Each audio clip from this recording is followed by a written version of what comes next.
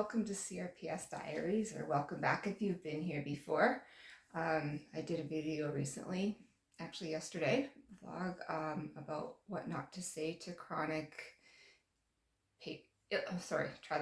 what not to say to people who are dealing with chronic illness and or chronic pain.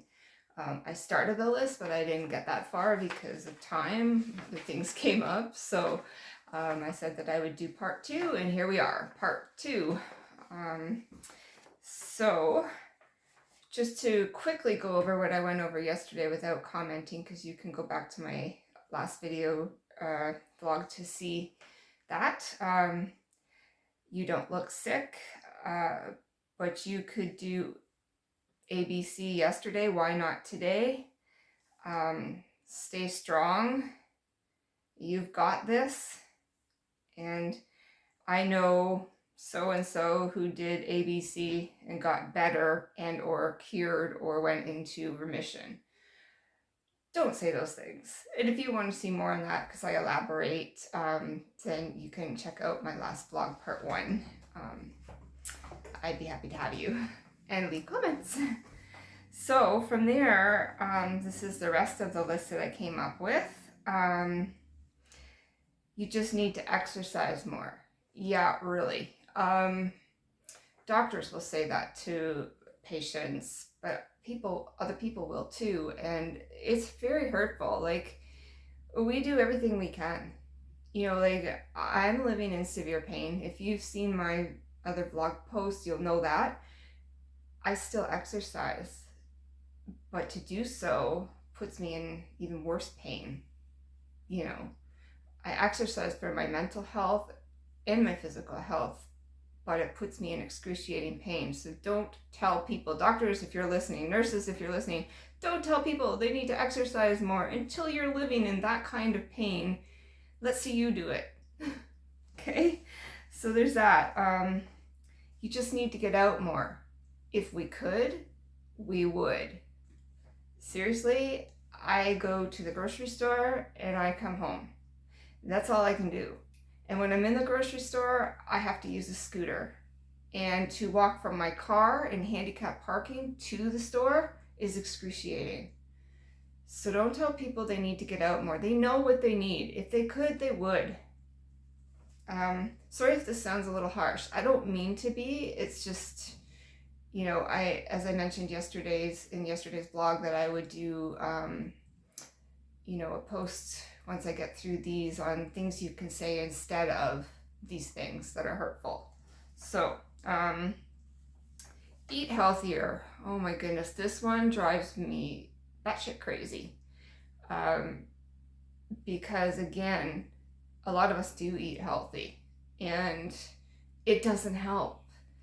I did, like, before I had CRPS, but I was battling rheumatoid, and I still am battling rheumatoid and lupus. I went on a 2-year healthiest eating thing that I've ever been on. I went off all carbs, all sugars. You know, I just ate healthy, and that first week coming off carbs, oh my gosh, I was so sick I couldn't even stand up. It's just your body withdrawing from the carbs. But for 2 years I did this, and I did nothing but become underweight. It did nothing for me. Like, I got sick and I just was weak, and it did not help my rheumatoid. So don't tell people about how to eat, please. We know. We hear it all the time, you know, and it's not a fix. It isn't a fix. It could help in some cases, but it's not a fix. So, it can't be that bad. That's really undermining us and not believing us. And, you know, just like, how do you know it can't be that bad? It is that bad. Most of the time we're hiding the amount of pain we're in. So what you see is only on the surface, like the tip of an iceberg. You know what I mean? Just don't belittle people. You know, it's just not nice. This is another one I've heard. At least it's not cancer. Like, seriously? Like, some of the things that we are going through are as bad as cancer. For instance, CRPS is ranked 42 to 45 out of 50 on the McGill pain scale. That is above non-terminal cancer pain. It is above having a digit, like a digit amputated without freezing. It's above the pain of childbirth. So when you say at least it's not cancer, what do you mean? The cancer isn't the only horrific illness out there. You can't compare, and it's not fair to, and it just hurts. So there's that. There's always someone worse. I get it said with the best intentions, but again, you're belittling our pain, what we're going through. And maybe there is always someone going through something worse, but what we're going through in the moment feels the worst for us.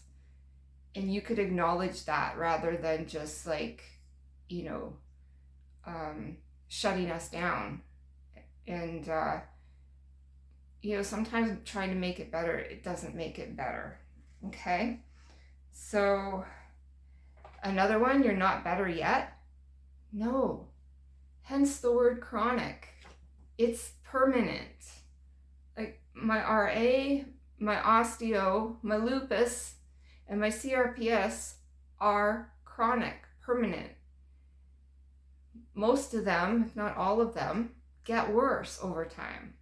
So we won't get better. And for you to say you're not better yet is just, again, hurting us. Like, we want to be better. Like, don't think that we don't want to be better. Don't think that we want to live in this pain and sickness all the time. Like, literally, our lives are consumed with medical appointments. That's the only other outing that I get is medical appointments, whether it be tests, follow-up, surgeries, doctor's appointments for medications. It's just never ending. It's exhausting. So anyway, that's another one we don't like to hear. So this one I have to explain too. I'll pray for you. Not that in and of itself I don't appreciate that, or sending good vibes or whatever you do, that type of thing. Nice, but I've often found, at least within the religious world, that I'll pray for you is a cop-out for helping. I'm praying for you, that's my help. Whereas what about, bringing a meal for someone who can't walk or who has just had surgery? You could do more than just praying for us. It's just, I found it to be a cop-out in that world. Not that praying, again, isn't good, because it is, and I appreciate it, and I appreciate the thoughts and everything.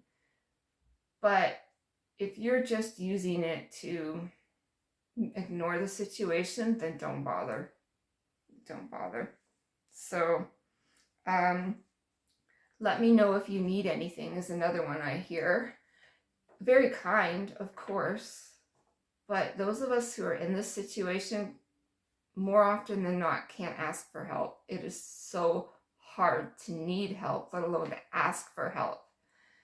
I would prefer personally, and I could only speak for myself, but I've heard from others too, I prefer personally just bring a meal or do it without asking.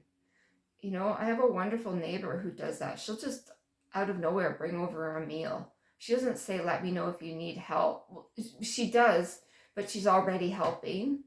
And then she'll say, like, if there's more that you need that I don't know of, then let me know. Like, that is, we don't ask for help. We can't. It's very, very hard. If you've ever been in a humbling position where you can't do for yourself, you'll know it's very hard to ask for help or to need it.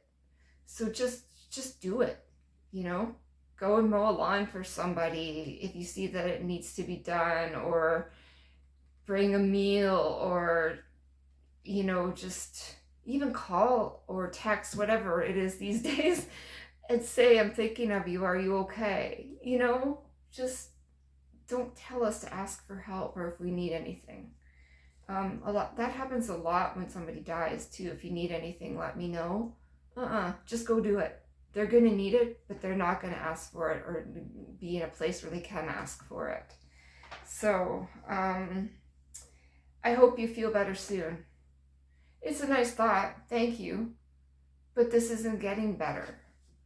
So it just kind of says to me that in your mind, when you say it, you think we should be better and that we will get better soon. We won't. We won't. So, like I said, I'll do a vlog on what you could say instead.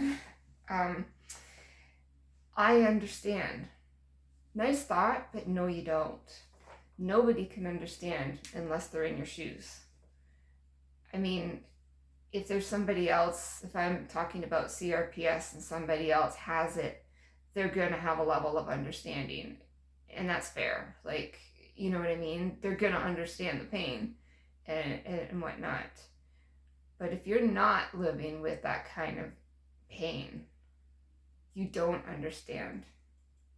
You can't understand. And I hope that you never do. Okay? Handicap parking is another one. I have a handicap placard, a permanent one. I had it before I had CRPS because of the rheumatoid and the osteo and the lupus.